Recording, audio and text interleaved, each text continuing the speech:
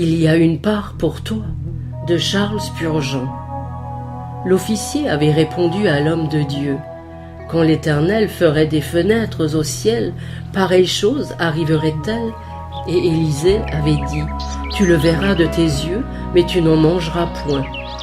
2 Rois, chapitre 7, verset 19. La chose se passe souvent ainsi, même pour les enfants de Dieu. Alors qu'ils sont en proie au reste d'incrédulité qui demeure au fond de leur cœur, ils voient la miséricorde de Dieu de leurs propres yeux, mais ils n'en mangent pas.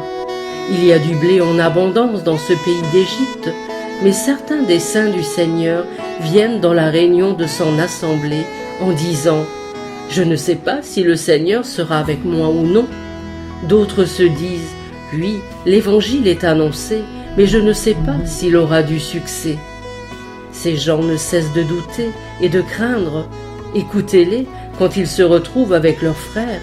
Vous leur demandez s'ils ont bien mangé. Ils vous répondent qu'il n'y avait rien pour eux. Bien sûr que non.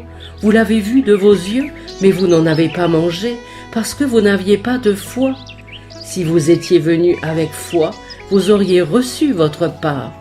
J'ai rencontré des chrétiens qui sont devenus tellement critiques qu'il leur est impossible de manger la portion qui leur est pourtant réservée, à moins qu'elle soit coupée à leur convenance et placée sur un plat de porcelaine. Ils méritent bien de repartir le ventre vide jusqu'à ce que l'appétit leur vienne. Quelque affliction les atteint et agit sur eux comme de la quinine. L'amertume de l'expérience les amène à manger de nouveau.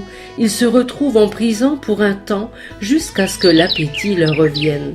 Alors, ils ne manquent pas de se délecter même de la nourriture la plus ordinaire, étalée sur une assiette commune, ou même pas d'assiette du tout.